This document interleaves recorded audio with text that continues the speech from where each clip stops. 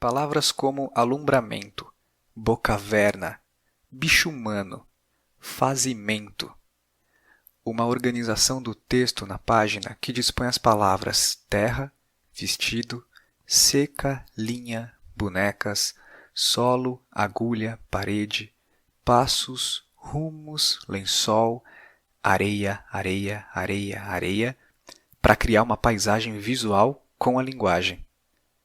Isso é só uma das características da dramaturgia do Tadeu Renato, com quem eu converso hoje. Existem muitos caminhos para percorrer para se criar uma dramaturgia. Eu diria que aqui a questão não é qual, mas quantos. Quantos caminhos uma dramaturgia pode percorrer ao mesmo tempo para construir um universo? Sabe aquela história de que o que importa não é a chegada, mas o percurso? Pode parecer clichê, mas com a dramaturgia do Tadeu faz todo sentido. A diferença é que a chegada aqui também importa.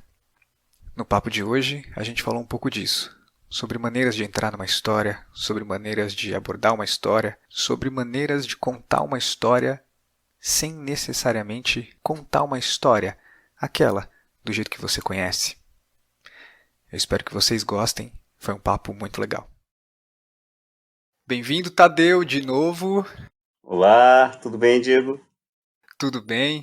Para quem não sabe, o Tadeu já teve aqui no Audiodrama no episódio especial de Corpo Santo, veio falar um pouco da experiência de trabalhar com a dramaturgia do Corpo Santo, foi muito legal tudo que a gente conversou, o episódio até hoje o pessoal gosta bastante, mas hoje o Tadeu está aqui para falar da dramaturgia dele, e talvez a gente passe por Corpo Santo, mas aí... Bom, para começar, vou pedir para você se apresentar, Tadeu, contar um pouco aí da sua trajetória como dramaturgo e o que você quiser também. Tá bom. Difícil começar, né? Eu sempre fico pensando como é que a gente entra numa história. Seja em dramaturgia, seja na nossa própria história. Eu descobri a dramaturgia por um meio muito atravessado, assim. Eu sempre tive um desejo de criança de ser escritor, eu queria fazer livros. Desde criança, era uma coisa talvez estranha para uma criança, mas era um desejo que eu tinha. É isso que eu ia falar, curioso. E acho que talvez isso foi reforçado. Meu pai era muito imaginativo, né? Então eu começava a inventar história, ele ia junto, né? Não interrompia a minha história. Minha mãe também. E meu pai trabalhava numa uma loja de móveis usados, e uma vez ele chegou em casa e eu estava chegando da escola e ele falou para mim assim, ó, você não sabe o que aconteceu. Quando eu estava entrando no seu quarto, eu vi um duende saindo correndo. E eu acreditava muito em duende, né? E eu falei, é mesmo? Fiquei todo empolgado com o duende. E ele falou assim, não, e aí eu fui ver no seu quarto e viu que o duende tinha deixado, vai lá ver. Eu cheguei, era uma pilha de livros enormes, que provavelmente devia estar em algum desses móveis usados que ele comprava e revendia. Mas era uma pilha com Aladdin, com Alice no País das Maravilhas, com muitos livros. Então eu sempre tive essa paixão pelo livro, né? Então eu tinha esse desejo Caramba. de fazer livro, de ser escritor. E eu não tinha conhecimento do teatro. Eu sou de São Paulo, eu mudei para o interior, depois eu fui para uma cidade chamada Mococa, no interior de São Paulo, que é a cidade da família do meu pai. Quando eu tinha 9 anos, eu fui para lá. E lá eu comecei a ter a coisa do teatro. Para mim, teatro era uma coisa que você fazia na escola, trabalho de escola. Eu não sabia que alguém fazia isso seriamente, como profissão. E ainda sempre o desejo, né, de escrever livros e poesias e romances que eu tinha mesmo na adolescência, isso permaneceu. Eu voltei para São Paulo quando eu tinha 16 anos, e naquele momento, quando eu tinha 16 anos, estava rolando um frisson, assim, novamente pelo cinema nacional. Eu não me lembro exatamente qual era o motivo, qual era o filme que estava acontecendo naquele momento, mas que estava chamando atenção. E eu pensei, poxa, é isso que eu quero fazer. Mais do que escrever um livro, eu queria fazer cinema. Mas eu não queria dirigir o filme, eu queria escrever roteiros. Que ano E aí eu isso tinha mesmo? 16 anos, eu falei, bom, isso 97, Sim, tentei por pensar aí. que filme nacional tava bombando naquele momento. Então, eu não tenho a menor ideia. Será que era Central do Brasil, talvez? Pode ser Bicho de também. Sete Cabeças, alguma Central do coisa Brasil assim. 98, eu acho. 98? Não, então, É, talvez fosse um desses dois mesmo. E aí eu pensei assim, sim, sim. bom, eu preciso... Para saber como é que fazer cinema, eu pensei, vou fazer faculdade de cinema, né? Eu pensei, para descobrir isso, eu vou fazer uma oficina de teatro, mas era só porque eu queria ver como era essa coisa dos atores, né, da cena. E aí, quando eu entrei no teatro, foi uma descoberta que mudou completamente os sentidos mesmo, assim, os rumos que eu fui escolhendo na vida, foi uma curva ali. Naquele momento em que eu descobri uma oficina de teatro, aqui no bairro Ipiranga, em São Paulo. E ali, Uhum. porque por conta do teatro, eu descobri uma pessoa que eu conheci no teatro que escrevia poesia, e aí eu descobri a poesia mais fortemente, que era uma pessoa que também escrevia para teatro, e aí ela me incentivou a falar: você gosta de escrever? Por que você não escreve uma cena para você ver? E aí eu escrevi, comecei a escrever pequenos sketches, mas como um exercício muito de piada ali, né, de fazer a cena de oficina, né, adolescente. Sim. E aí, em algum momento, eu escrevi um texto e pedi para outra pessoa fazer. E aquilo para mim foi também assim um escândalo. Você vê aquelas palavras que até então estavam apenas na sua cabeça e você vê aquilo tomando corpo em cena. Para mim era a personificação do meu imaginário, do meu sonho, da minha memória, somado ao que a atriz estava fazendo, né? E aquilo foi muito Sim. encantador, muito revelador para mim. E também o teatro apresentou para mim a filosofia, porque no teatro eu descobri o Sartre com o Entre Quatro Paredes. E Uhum. quando eu li o Entre Quatro Paredes, eu também fiquei muito.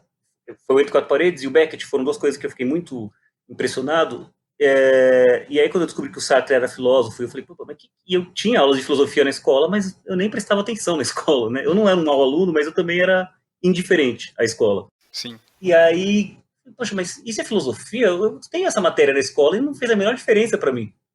E aí eu entendi o que era filosofia, eu falei, caramba, mas tudo aquilo que eu ficava pensando sobre o mundo, sobre a existência, tudo, já era filosofia. Eu falei, bom, então acho que é isso que eu vou fazer filosofia, mas para ser escritor, para ser dramaturgo, para ser poeta.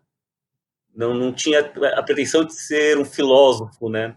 Mas entre eu falar, vou fazer filosofia e de fato fazer, foi um tempo, assim, entre eu sair do ensino médio e entrar numa faculdade, eu fiquei uns 5, 6 anos longe de faculdade, porque então eu queria ser ator e dramaturgo, e eu achei que pela vida eu poderia me formar sem mais nenhum tipo de curso e nada. Mas enfim, eu até poderia, né? Mas chegou uma hora que eu senti necessidade de aprofundar, de ter eu sou muito curioso, assim, eu gosto de estudar coisas muito variadas de assuntos, de temas muito metafísicos até curiosidades sobre seriados que não fazem o menor sentido. É mesmo? Olha, fiquei E, curioso agora. nossa, não, eu não consigo, por exemplo, eu assisto um seriado bobo, assim, para me distrair, de comédia, e eu não consigo Ah, apenas assistir, eu quero procurar quem são aqueles atores, qual a carreira deles, quem escreve o roteiro, mas uma curiosidade que não vai acrescentar em nada na minha, na minha compreensão da série, mas eu gosto desse lugar da pesquisa. olha, confesso que eu me identifico também de ir depois procurar aqueles sites de 30 curiosidades sobre o episódio que você nem imaginava, sabe? Essas coisas assim. Isso, exatamente. Nem te conto quais são os seriados que eu assisto para não passar vergonha, porque eu não são nada. Eu não assisto muita TV, então quando eu assisto é para me distrair. Sei. E eu tenho curiosidades do tipo, eu vou ler um autor, eu não me contento em ler o autor, eu vou ler uma biografia, eu brinco que eu sou muito fofoqueiro, porque eu adoro ler diários e cartas de escritoras e escritores. Livros de cartas, de diário, biografia, adoro. Sim. Então eu vou fofocar, quero saber detalhes, ver como é que aquela pessoa chegou naquela obra, né? Uhum. Mas a filosofia também me veio por conta do teatro, né? E aí eu comecei a ter outros trabalhos para também conseguir me sustentar naquele momento em que eu queria ser ator. Só que a coisa da dramaturgia foi falando mais forte para mim, a coisa da escrita e de ver outra pessoa fazendo o que eu estava fazendo, escrevendo, para mim pegou mais forte, sabe? E aí eu falei, então eu vou aprofundar enquanto eu vou fazer. Aí eu decidi pela filosofia e pensei, agora eu também vou fazer oficinas de dramaturgia para ver como eu me aprofundo nisso.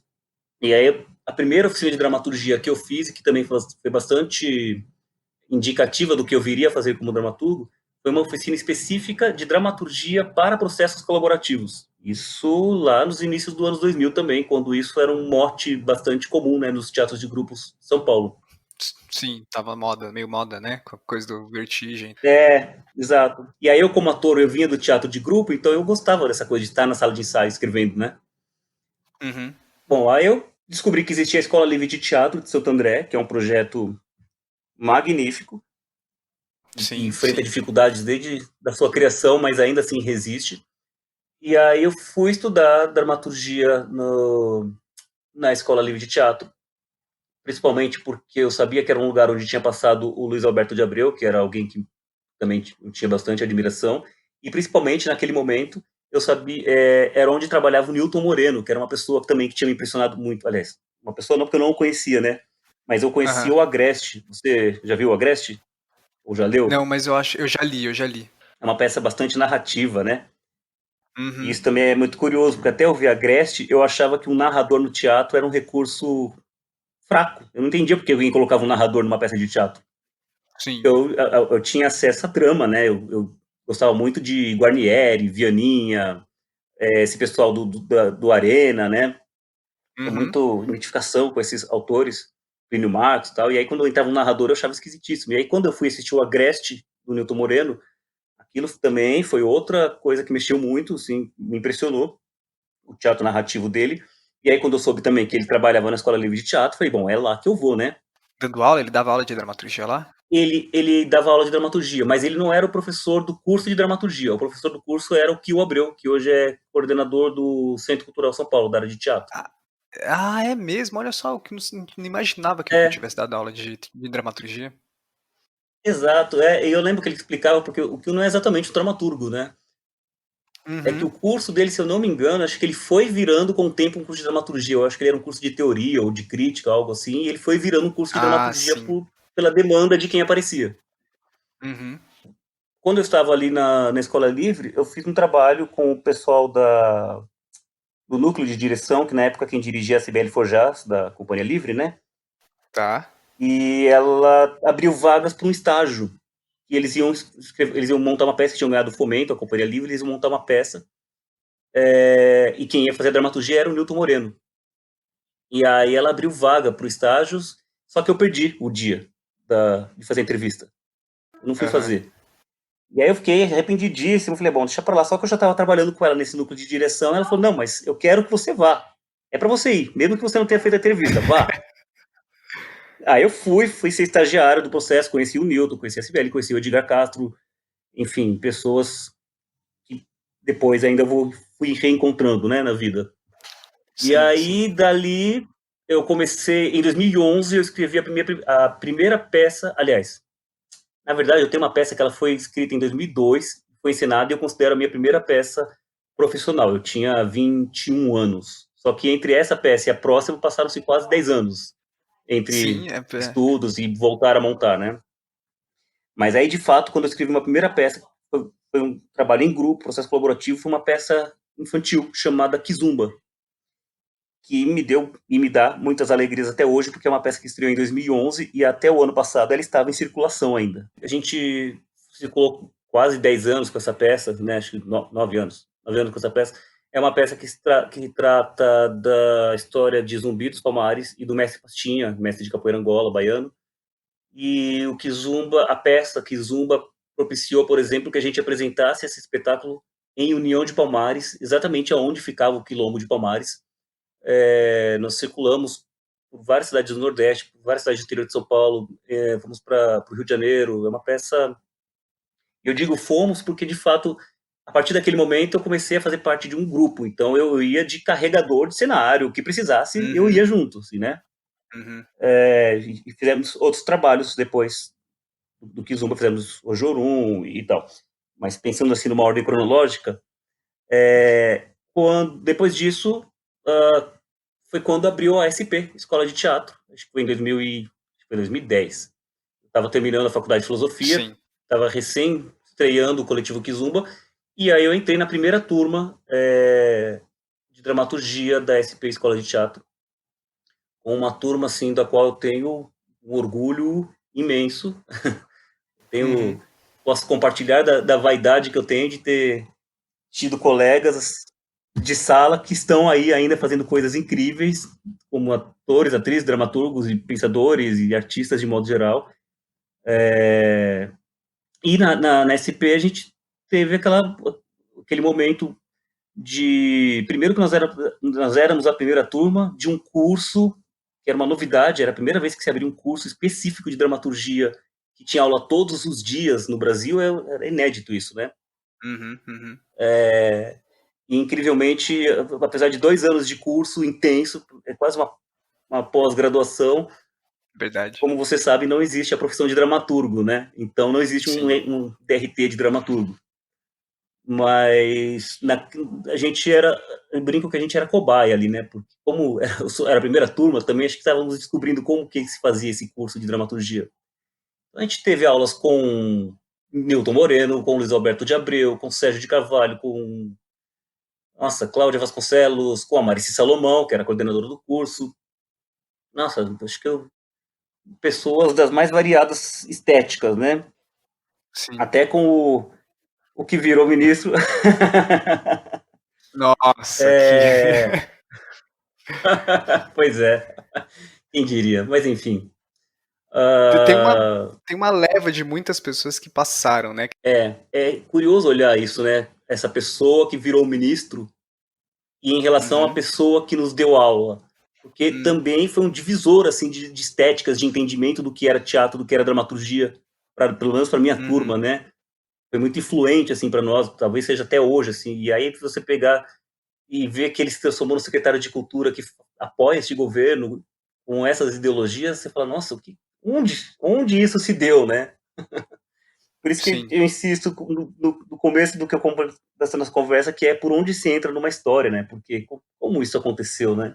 Enfim, saindo da SP, o fato de ter feito o Kizumba, Diego, me abriu umas portas muito curiosas, porque antes de escrever a peça Kizumba, as leituras que eu tinha, os contatos que eu tinha, afora o teatro mais político que me interessava, que era o Arena, o Brecht e tal, mas isso concorria em mim também com uma coisa que eu chamava, até então eu não sabia, que era arte esquisita.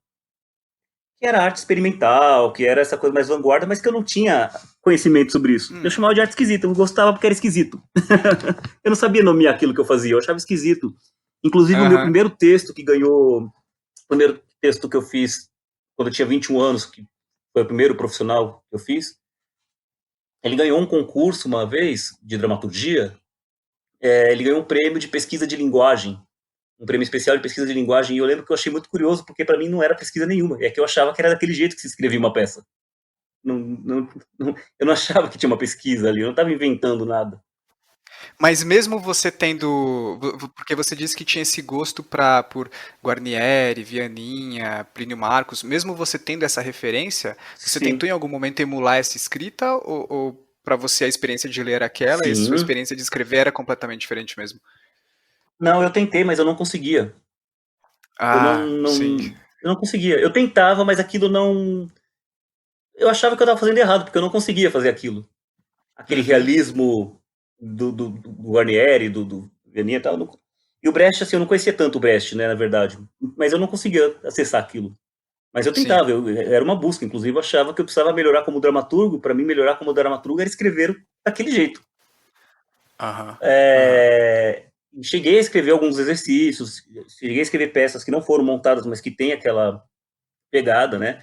O que também me ajudou muito, assim, em entendimento de diálogo, de estrutura de peça clássica, assim, isso me ajudou muito a entender, né? Como funciona a construção, vamos chamar de clássica, vai, mas Sim, essa construção tradicional, da né? carpintaria, da dramaturgia, né? Tradicional e Aham. tal, me ajudou bastante a entender como funciona. Sim, o que é curioso porque quem domina a forma tradicional, quem está mais próximo da forma tradicional, tenta fugir um pouco dela e emular mais uma forma não convencional, né? Essa forma mais É, experimental na linguagem. E você fez o caminho inverso. é. Pois é. Também, tipo, tem uma coisa que, assim, paralelo ao meu trabalho como dramaturgo, tem o meu trabalho como poeta. E como poeta, eu gostei sempre dos poetas da poesia concreta, de uma coisa muito mais radical. Então, Sim, acho que isso também foi entrando num jogo, né, assim, enfim, o modo como eu fazia dramaturgia, de certo modo, reverberava o que eu estava fazendo na poesia e vice-versa, né? uhum, E aí, o fato de eu ter feito o Kizumba, que é uma peça sobre capoeira Angola, com música, e isso é uma coisa sempre presente no que eu escrevo, sempre tem música. Às vezes, no começo era porque a peça Kizumba foi escrita dentro de uma demanda de um coletivo que pedia que tivesse música. E eu sempre sim, gostei de compor música, isso também sempre foi meu, assim, né? Eu sempre gostei de escrever uhum, música, fazer canção. Então, para mim era tranquilo fazer as canções. Só que isso depois entrou recorrente no que eu escrevo, assim. Para mim é muito difícil quando eu vou escrever uma peça, pensar assim, não, mas essa não tem uma canção, porque às vezes não cabe, né?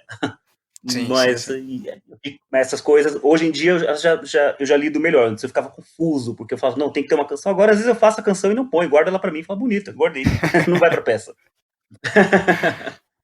Mas, geralmente, quando eu vou escrever, por exemplo, pro coletivo Kizumba, que sempre trabalha com música, eu já penso a dramaturgia com a música. Então, eu já sei, aqui entra essa música. Então, eu já penso nessa estrutura, Caramba. entendeu?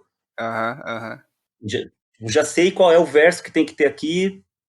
Eu nem sempre eu faço a melodia, mas eu já sei qual é o que o verso tem que dizer e já penso na métrica daquela música para dar o clima do que eu sei que eu quero dizer ali, sabe? Sim, é uma música com função dramatúrgica dentro, né? As suas músicas realmente É, dentro isso da é. dramaturgia tem isso. São narrativas nesse sentido, né? E aí você dizia da arte esquisita. É, então, mas o Kizumba, como ele trabalha com a cultura popular, ele abriu uma porta que é outros grupos começaram a me chamar para trabalhar dentro dessa linguagem da cultura popular, que até então Uhum, não tinha entrado na história. Só que também, ao sim, trabalhar com isso também trouxe para mim, de volta, uma memória que estava ligada ao fato de eu ter morado no interior, ao fato do meu pai e do meu avô serem pessoas que, durante toda a minha infância, escutavam músicas caipiras, são aquelas músicas caipira mesmo, Tonique Tinoco, né, sim. Liu e Léo, essas pessoas assim, Tio Carreiro, são sempre músicas com uma história e um verso e uma narrativa e um certo tipo de imaginário.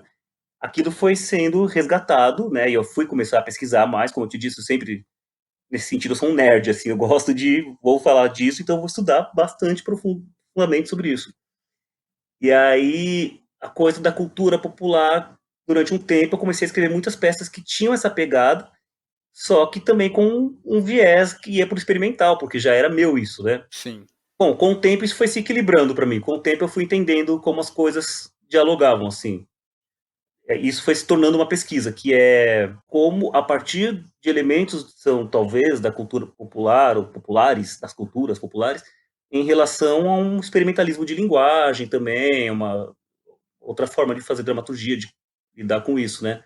E acho que isso tem se tornado o meu modo de pensar dramaturgia hoje, se passa nesse lugar, né? Desde então, eu trabalhei com vários coletivos.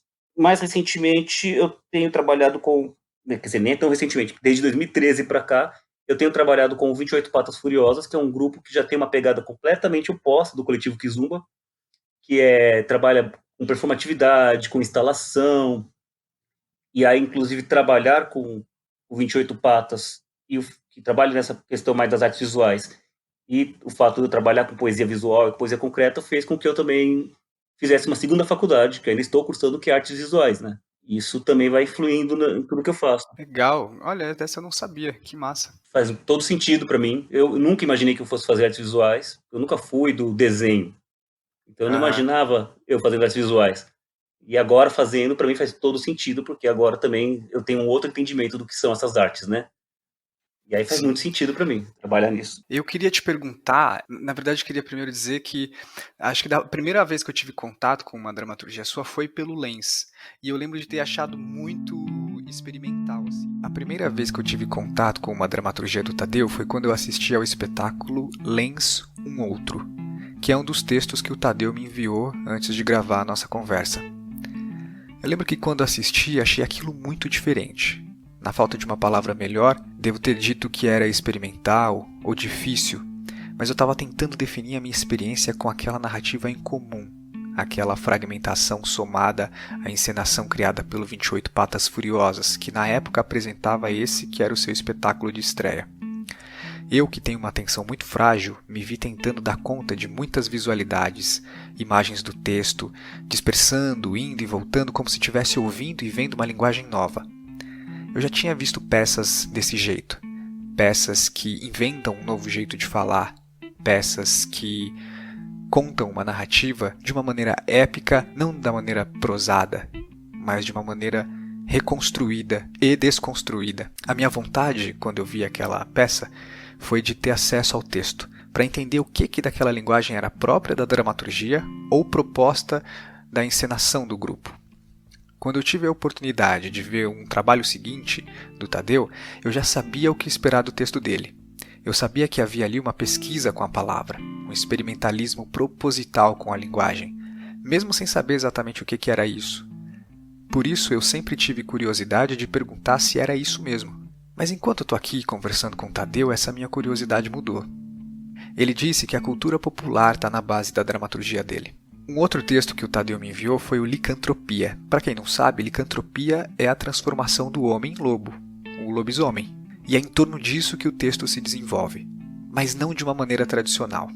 Em Licantropia, as personagens são apresentadas como entidades: menino, pai, mãe e coro. O menino vai narrando a sua trajetória num tempo diferente daquele em que acontecem as suas cenas com o pai e a mãe. Conforme a ação dramática se desenvolve, a relação entre essa família também vai se desenrolando. Mas também a presença desse homem-lobo vai surgindo mais. Primeiro como crendice, depois como ameaça. As cenas são intercaladas por interferências desse coro, por interações com esse coro. Ao mesmo tempo, a dramaturgia vai construindo uma linguagem própria. Não tem rubricas, não tem indicações, e cada fala cria primeiro uma imagem para depois se referir a uma ação ou situação que ela quer dizer. Toda vez que desamanheço, para dizer que quando acorda, ou o céu gomitando o trovão nas cabeças, para dizer que está chovendo. O texto todo é um épico lírico que faz uso de interrupções, lacunas, novas palavras em forma de poesia. O outro texto que o Tadeu me enviou foi Oju Orum, que traz uma narrativa que acompanha 4 personagens em tempos, espaços e realidades diferentes, todas elas tendo em comum o fato de serem mulheres que sofrem com a opressão e a violência estrutural e que vão se ver em momentos decisivos nas suas trajetórias, lidando em embate com essa violência que cerca elas. São uma princesa que anseia se libertar da escravidão, uma menina que deseja se tornar mãe, uma garota funkeira que lida com o machismo sobre o seu corpo, uma menina do interior que foge grávida para a capital. Essas histórias se desenvolvem simultaneamente numa ação dramática comum até convergirem ao final e retomarem o caráter místico que abre a dramaturgia. De novo, muitos dos recursos que marcam o trabalho do Tadeu, o épico, a forma poética, personagens que resgatam imagens e ideias de mitos populares. Tem também a presença de um coro, uma personagem rapsódica que rasga e costura as diferentes cenas do texto tramando uma narrativa só no final. Enfim, são textos que, de alguma maneira, trazem histórias muito reconhecíveis da nossa cultura, muito próprios nossos. Maneiras de falar, personagens, referências da sociedade, do cotidiano mesmo, coisas que falam a nossa cultura tradicional. Nesses textos eu consigo visualizar essa cultura popular da qual o Tadeu fala. Mesmo que não seja necessariamente o assunto, existe ali uma atmosfera, uma mítica da cultura popular. Mas também tem muito experimentalismo de linguagem, como no Lenz, que é uma adaptação de um texto alemão. O que me deixa agora pensando nessa afirmação do Tadeu, que mistura cultura popular com experimentalismo de forma tão complexo. A minha pergunta é essa, assim, se faz sentido dizer que tem uma experimentação com a palavra ali, e como que você aponta essa manifestação da cultura popular de fato, assim, na dramaturgia? Sim. No caso do Lenz, ele aconteceu em 2014, se eu não me engano, é isso? 2013? Eu acho Algo que foi assim. 13. É. O Lenz, ele foi escrito numa época que eu fazia uns 2 anos que eu tinha me formado, acho que uns 2 anos que eu tinha me formado em filosofia, e o meu TCC em filosofia foi sobre linguagem em Nietzsche, né, e como a Uhum. linguagem é arbitrária e ao mesmo tempo cria sentido e é ela que nos estrutura e tudo mais. Então, desde aquele momento, a coisa da linguagem me interessava muito, né, que veio para mim pela poesia, não pela dramaturgia, essa relação com a linguagem, né, porque até então a minha dramaturgia, ainda que eu achava ela esquisita, eu não tinha essa compreensão de que se dava na linguagem, essa esquisitice. Só fui compreender ali fazendo teoria, né, digamos assim. Sim. E aí, no caso do Lenz, eu estava lendo algumas coisas sobre Deleuze, tinha mais alguma coisa que agora eu não consigo me lembrar, mas que eram coisas que tinham a ver com coisa da linguagem. Mas o que me chamou a atenção no caso do Lenz, o Lenz, ele é só para recuperar um pouco, ele é Uhum, uhum. originalmente ele é uma novela escrita pelo Büchner, né, que é o autor do Wozzeck, e o Lenz original, o personagem do livro, ele existiu, ele foi um poeta romântico que sofreu de uma série de problemas psíquicos e enfim, acabou na pobreza e na rua. E esses problemas, hoje a gente talvez diagnosticaria isso como uma esquizofrenia. Como eu estava lendo Sim. Deleuze naquele momento e a questão da linguagem, etc., eu li essa esquizofrenia pela linha de uma esquizoanálise, de um modo mais existencial e não como uma patologia. Uhum. Porque talvez naquele momento não interessasse nem a mim nem ao grupo ficar falando do poeta esquizofrênico enquanto uma pessoa com um problema psicológico.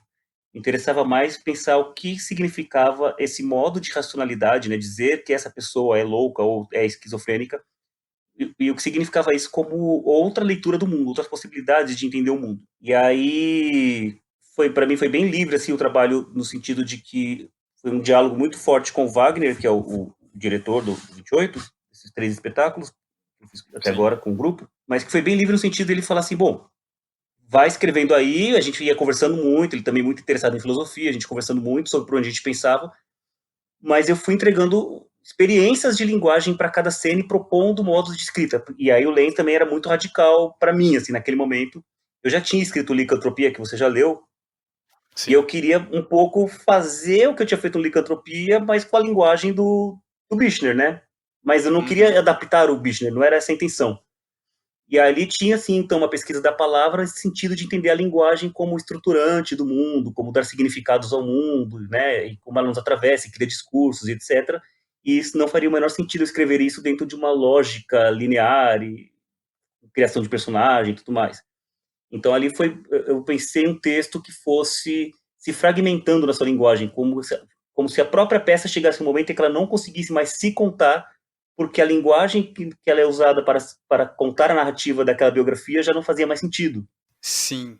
Sim. Né? E isso eu fui para uma via super cabeção, porque eu fui desde então entendendo outros modos de chegar nesse lugar. Por exemplo, quando a gente pensa na linguagem pelo um viés oriental, zen budista, taoísta, ela já também passa por esse lugar, né? De que a linguagem Uhum. não dá conta de dizer certas experiências. E isso você foi descobrindo no processo ali de escrita ou foi uma coisa que você já organizou quando você sabia o que ia adaptar? Em algum momento você tentou dar conta dessa adaptação de uma maneira narrativa tradicional, assim, numa forma tradicional? Peraí, não sei se eu entendi a pergunta. Porque você disse que sacou que não ia conseguir escrever essa história de uma maneira tradicional. Mas em algum momento Uhum. essa foi a intenção, escrever isso de uma maneira tradicional? Não, mas eu poderia talvez não ter feito tão fragmentada e tão caótica a forma, né? Sim, sim, entendi. Mas tem uma coisa que, assim, talvez pela minha relação com a poesia concreta, eu não sou uma pessoa de escrever em fluxo, assim, para mim é muito matemático a coisa, sabe? Eu sei Uhum, aonde ela está, a construção ali do texto, eu sei. É claro que eu sempre penso assim, a linguagem nos ultrapassa, então ela sempre nos diz muito, ela diz muito mais do que eu pretendia, né? sim, sim. Mas teve uma construção muito consciente, assim, eu sabia onde, por que que aqui ele fala desse jeito, aqui ele fala de outro jeito. E aí, quando isso vai para a cena, isso também ganha outro sentido, né? Porque aí eu vendo os atores e as atrizes fazendo aquilo com aquela encenação que o Wagner propunha, aí, a partir daquilo, eu comecei a mexer em algumas coisas do texto, que eu falei, ah, tá, então, aquilo que eu imaginei talvez não fizesse tanto sentido, porque agora, vendo isso no corpo, não faz sentido o jeito que eu pensei. E aí, algumas coisas eu fui adaptando ali, conforme a encenação acontecia. Mas, no geral, Entendi. o texto aconteceu antes, nessa peça específica, o texto aconteceu antes da encenação, né? Nesse caso. Uhum, uhum. E aí você perguntou como isso se relaciona com a coisa da cultura popular, né? Sim. Então, não se relaciona. Ali, para mim, inclusive, o Lenz especificamente, para mim, foi um embate naquele momento. Porque eu já estava bastante mergulhado na coisa da cultura popular, mas também estava muito mergulhado ali na coisa experimental do Lenz. E, Uhum. e aí eu fiquei nesse embate. Só que eu já tinha escrito um outro espetáculo, que é o Licantropia, aliás, um outro texto que ainda não foi ensinado, a gente estava para estrear quando veio a pandemia. Caramba, A gente já estava fechados, que assim, pena. vamos estrear e a pandemia veio. Mas eu já tinha escrito um texto onde já tinha essa mistura da minha pesquisa da cultura popular com essa pesquisa mais experimental. Mas eu assim como você, tenho a atenção de um cachorro. Então eu esqueci que o Licantropia já fazia isso. E eu fiquei desesperado, pensando, gente, como eu junto essas duas coisas? Porque eu também não queria ficar, eu escrevo o que o grupo que me chama pede, porque quando eu vou trabalhar em processo colaborativo como dramaturgo, eu vou quando eu me identifico com o trabalho, não vou porque aquilo vai pagar a minha conta. É claro que isso também é legal, mas Sim. aquilo tem que fazer algum sentido para minha linguagem, né? E sempre penso, se Aham. você me chamou como dramaturgo, como é que você conhece a linguagem que eu vou escrever, né? E aí teve um embate que eu fiquei, assim, durou um tempo esse embate, de eu entender onde é que isso se juntava. No segundo espetáculo do 28 Patas, que é A Macieira, ali eu já acho que as coisas se resolvem um pouco melhor, pelo menos para mim, como dramaturgo. Porque ali já Sim, tem sim. um universo que é da fantasia, da estranheza, mas já tem também um universo que é de uma cidade pequena, que é um universo do fantástico, que já é um outro universo que está mais próximo do que me veio pela cultura popular. Sim. E aí agora eu acho que eu tenho equilibrado um pouco melhor essas coisas, assim. Acho que agora eu achei esse caminho, pelo menos neste momento, é um caminho que tem me interessado por aprofundar.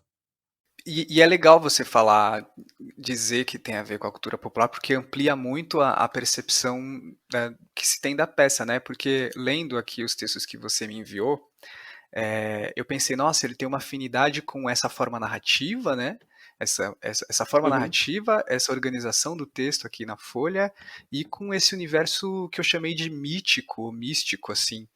Sim. Mas mais na tentativa de tentar dizer que, bom, eu vou ver a peça assumindo que os personagens falam de uma maneira, né, que eles inventam Uhum. palavras, que existe uma dinâmica, uma lógica própria desse universo, que eles falam de um jeito diferente, um jeito poético, uma poesia na fala, como se fosse um Uhum. mito mesmo, como se fosse a tentativa de dar um tratamento para É aquela isso. história, como se ela fosse uma coisa mítica. Mas quando você fala cultura popular, já é isso, né? Parece que ela abrange tudo isso, tanto a forma de falar, É isso. tanto a narrativa. Quando você fala cultura popular, eu não preciso dividir em tantas categorias assim o texto, né? Uhum. É, com o tempo eu fui entendendo que, por exemplo, isso que eu chamo de cultura popular e aquilo que eu investigava em linguagem, já elas se encontram, né? Porque quando você pensa em mandingas, por exemplo, né? Ou quando você Uhum. pensa em ah, cantos de terra, cantos de trabalho, enfim, sempre tem um determinado modo de cantar ou um determinado modo de dizer, quando é ritualístico, que não é qualquer modo. Aquelas palavras foram escolhidas como uma abertura de um outro universo. É como você vai, por exemplo, num terreiro e se canta aquele determinado ponto para aquele determinado orixá, para aquela determinada energia. Tem que ser aquelas palavras, né? Porque são aquelas que abrem o mundo. E isso é exatamente o que eu pensava quando eu ia pelo viés Nietzsche, por exemplo, que é precisa de ser determinadas palavras para abrir outras estruturas de entendimento do mundo. Sim, e na cultura popular já tá, né? Já tem. A gente tem até esse conhecimento, tipo, Exato, sim, cara, que exato. legal. Que legal. Porque você falando das músicas que seu avô, seu pai ouviam, eu lembrei de muita coisa que meu pai ouvia também, assim, e de como essas histórias, essas músicas tinham essa afinidade caipira, né?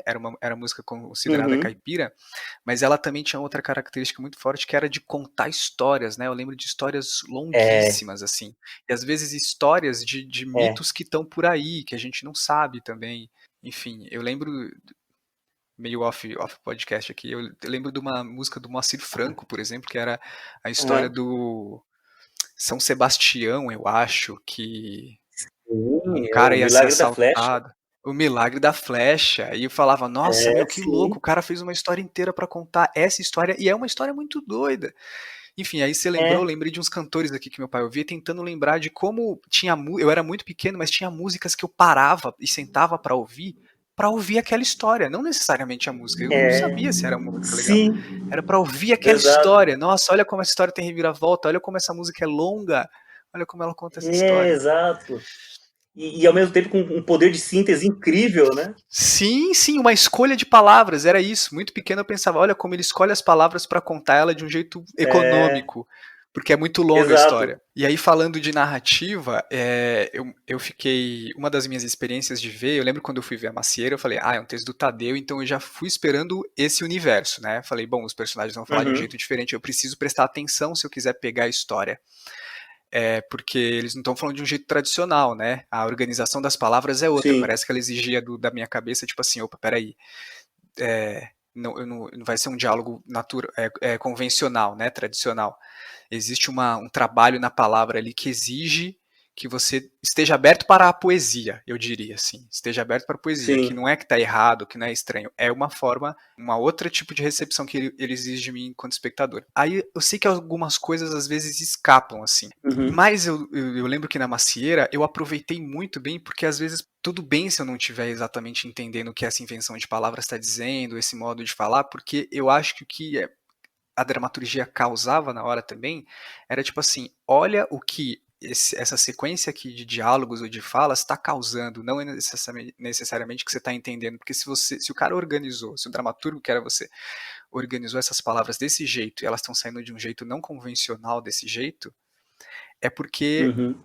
vai causar algum efeito e aí que está o poder da dramaturgia, né? Tá causando esse efeito. Então, para mim, era um texto de atmosfera, assim. Então, é por isso que eu reconhecia muito fácil essa atmosfera da cultura popular, mesmo às vezes não entendendo, não pegando um trecho ou outro, tendo uma dificuldade de lidar com a poesia, porque eu também tenho um pouco de dificuldade com poesia, assim.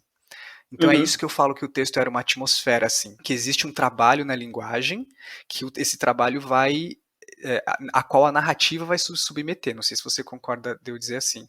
Existe um trabalho, uma organização da linguagem Sim. ao qual a narrativa se submete, né? E aí eu ia te perguntar isso, como é essa relação palavra ou forma narrativa para você? Se você, durante o seu processo, tem essa preocupação, se você tem essa noção, se você faz isso consciente, porque algumas coisas, lendo na dramaturgia, por exemplo, aqui, eu precisei reler algumas coisas quando você inventa umas palavras, ou mistura Uhum. tempos, ou mistura falas, ou tá dizendo de um jeito mais poético, né? Que às vezes vendo encenado, isso já dá uma completada, ajuda a criar essa atmosfera.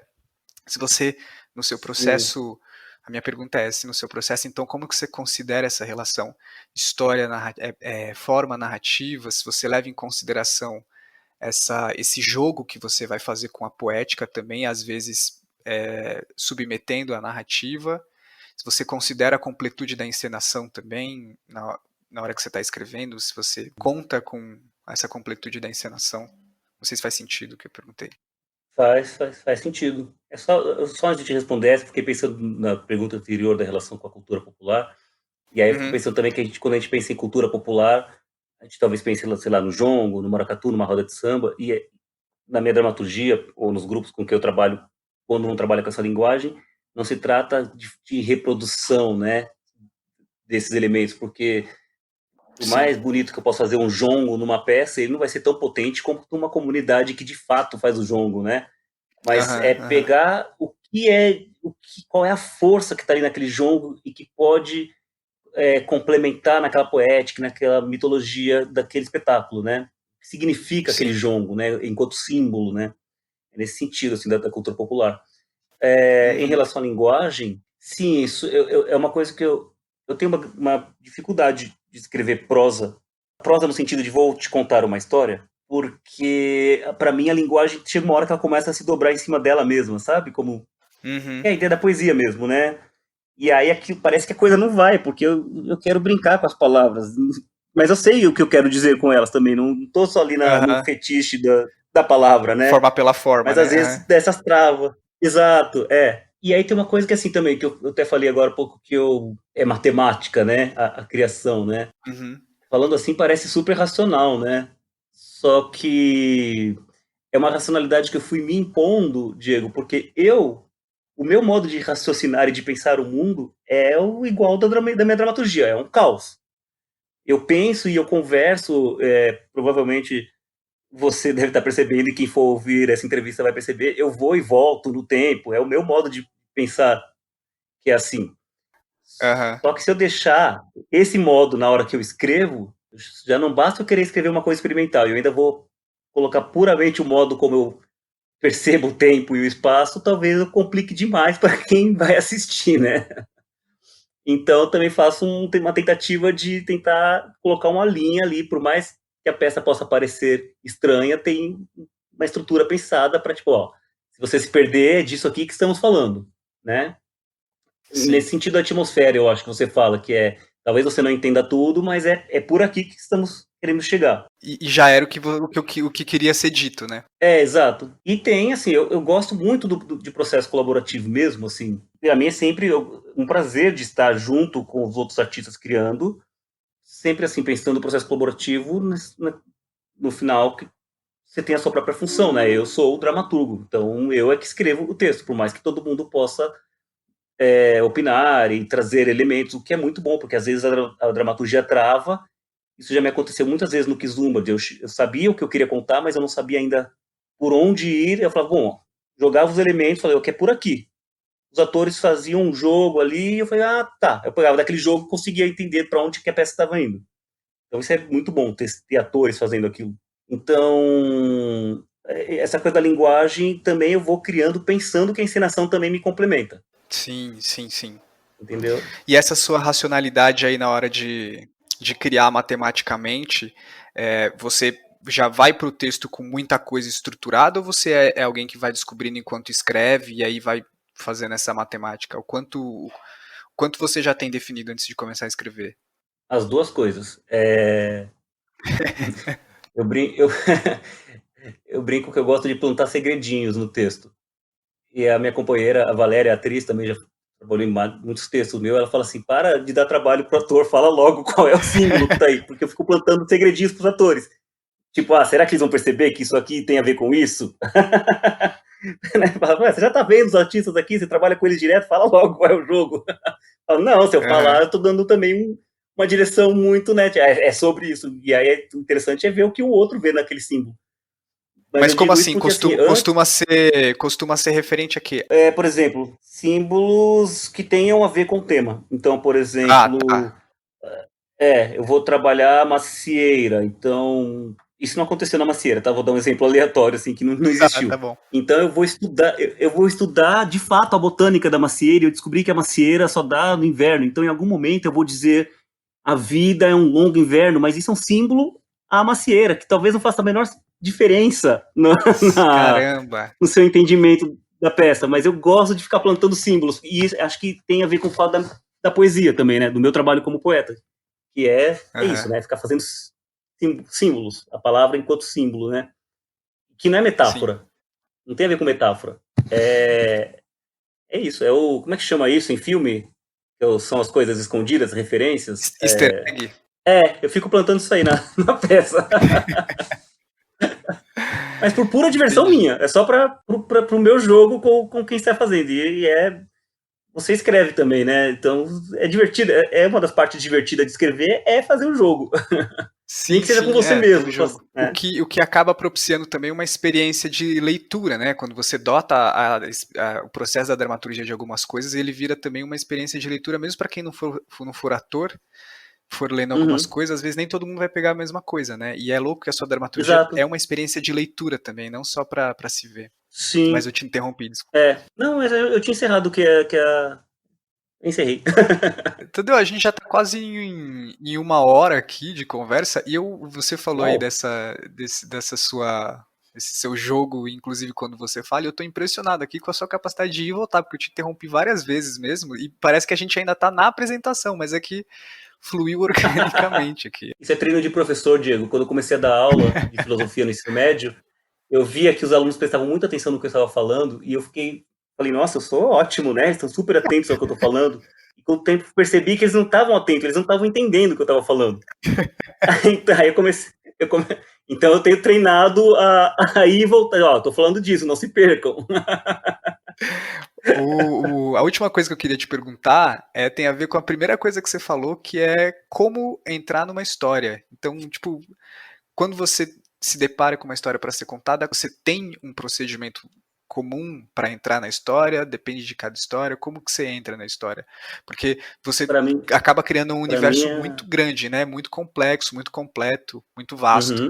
Mas como é essa porta de entrada? Sim, e interessante você falar isso, porque já umas 3 críticas que eu li de textos meus diferentes, as pessoas diferentes disseram assim, parece que o dramaturgo quis dar conta de muita coisa. É muito Mas eu tô complexo. falando de um jeito bom, tô falando de um jeito bom, porque você acaba criando uma coisa muito Não, plural, muito diversificada. não, eu tenho certeza que é muito bom. Eu tenho certeza que é muito bom. Não, e eu acho bom. Eu acho, inclusive, uma preguiça a pessoa dizer isso, com todo o respeito Sim, à opinião que a pessoa pode ter sobre isso, mas acho uma preguiça, porque você está dizendo, então, que eu deveria me limitar a fazer uma cópia estranha de um certo tipo de real, que não faz o menor sentido, né? As coisas são tão mais sim, sim. complexas, enfim. Mas... Ah, me perdi da pergunta. Agora eu me perdi. Como você entra na história? Como entra na história, então, Diego? Essa, para mim, é a parte mais difícil de começar uma peça, sabe?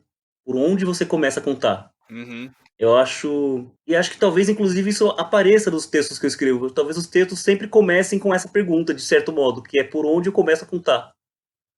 Porque, nossa, como é difícil, né? Como eu gosto de colocar símbolos, eu sempre fico pensando que se eu entrar por onde a gente poderia achar que é o meio, mas eu deixei alguma coisa para trás que faz sentido, teria que ser contado. Mas se eu entrar, começar do começo, mas sempre tem um outro começo que precisava ser contado que era antes disso. Ou talvez esse uhum. começo nem fosse tão bom, ou talvez eu devesse contar para o ponto subjetivo de outra pessoa que nem está na cena. Então é sempre muito difícil para mim pensar por onde entra numa história. Eu acho esse um jogo bastante complexo, porém talvez seja uma das melhores partes do jogo de escrever é por onde entra. Eu adoro aqueles livros que a pessoa com um parágrafo logo de cara, sabe, Kafka, assim, tipo a Sei. metamorfose, com um parágrafo ele já te introduz no universo e fala, nossa, que inveja disso. Uhum, uhum. É legal agora para pensar em como você, das dramaturgias que eu já vi e li aqui, essa porta de entrada, né? Qual foi essa porta de entrada? Como você Uhum. cai nesse universo? É, é muito interessante. Mas aí, no fim, bom, no fim das contas, você sempre acabou entrando, sempre entra, né? O importante é isso. Sim, De um jeito mas misterioso ou geralmente, não. geralmente o que eu faço quando eu não sei mesmo como começar, eu simplesmente começo, assim, sem pensar muito. E aí Uhum, o próprio texto me diz se aquilo vale ou não. sim. Mas eu demoro para ir para esse lugar do vou simplesmente começar. Tem que montar a equação para fazer matemática, né? É, eu faço. As minhas peças são esquisitas, Diego, para quem assiste, mas para nós que somos do métier, eu faço o canovatio para tudo. Eu não saio escrevendo aleatoriamente, assim, Ah, eu acredito, eu eu sei, acredito. eu sei onde as coisas vão, assim, é claro que quando chega no meio a gente abandona esse esqueleto e fala, bom, agora a peça vai por ela mesma, né? Ela começa a dizer por onde ela quer ir, mas até uma Uhum. boa parte eu vou seguindo aquilo que eu planejei antes. E isso um procedimento que você usa para desvelar um pouco essa história que você vai contar também? Ou é uma maneira de entrar, é o Sim, medo de perder o controle? é isso, né? Também, por mais que meus textos vão e voltam e tenham palavras que se dobram em si, mas eu tenho a preocupação do mito. Eu quero contar algo, né? Uhum, Então também eu não quero perder aquilo que eu também quero que o mínimo do que chegue, né? Com o tempo eu fui entendendo que eu não tenho o menor controle sobre isso, né? O que vai chegar ou não para quem assiste. Mas sim. há um mínimo ali que fala, não, mas eu quero pelo menos que as pessoas sintam que era por aqui, né? Uhum, Mas uhum, também não é uma preocupação de quero que todo mundo entenda, eu nem acho que a arte passa por aí, né? sim. Tadeu, eu acho que é isso. Foi muito legal. Fui levado aqui na história também. Ah, bem, gostei muito. É, Eu gosto muito de conversar. bom, antes de encerrar, queria perguntar se você separou alguma indicação aí para quem está ouvindo, se você tem alguma coisa para indicar. Tenho várias, muitas. Mas eu vou ficar em uma específica, porque atualmente é o projeto do 28 Patas Furiosas e a gente está fazendo um grupo de estudo de um livro que também acho que é muito revelador dentro de todo esse universo que eu venho construindo do mítico e também de um pensamento sobre a cultura popular. E neste livro as coisas se encontram muito, que é A Queda do Céu, do Davi Copenaua.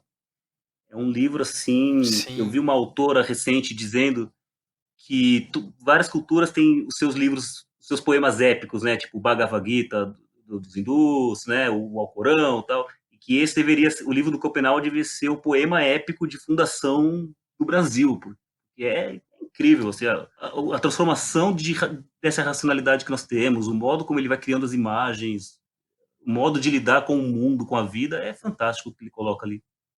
Olha, você é a segunda pessoa que indica esse livro aqui. porque talvez ele seja necessário mesmo neste momento. Sim, sim, sim. E Tadeu, se as pessoas quiserem te encontrar, conhecer seu trabalho, ter acesso a alguma coisa sua, elas conseguem? Você está aí na internet? Como é que elas podem fazer? Estou no Facebook, estou no Instagram. No Instagram eu coloco mais umas coisas, umas pesquisas mais de artes visuais. E tenho um Uhum. blog. Quando eu falo isso para as pessoas me olham com uma cara estranha, porque blog já ficou meio ultrapassado, mas eu gosto da ideia de blog, né? Não se perde tanto quanto o feed do Facebook, que é varandeando.blogspot.com. Eu alimento ele Legal. frequentemente. Aliás, eu sou tanto do blog que agora eu também passei a escrever crônicas num outro blog. No meu blog tá lá a divulgação do outro blog, é só entrar lá que tá lá. Eu vou colocar o link aqui pro blog e pros seus contatos aqui na Uhum, descrição do episódio. certo. E, Tadeu, muito obrigado pela sua participação, foi ótimo. Já Obrigado queria eu, fazer isso Diego. desde quando você participou, desde antes de você participar do Corpo Santo. Aí você participou do Corpo Santo, a gente combinou e finalmente rolou. Que bom. Foi ótimo. Obrigado eu. Por mim, eu ficaria aqui um tempão. Tadeu, muito obrigado de novo. E é isso, para quem ouviu até aqui, muito obrigado também. E a gente se despede dando tchau para quem tá ouvindo. E tchau, tchau, tchau, Tadeu. Tchau, tchau. Valeu, Diego. Um abraço.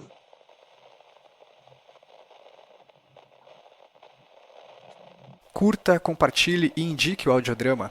E também siga no Spotify e nas redes sociais. No Instagram é @audiodramapod e no Facebook é facebook.com/audiodramapod.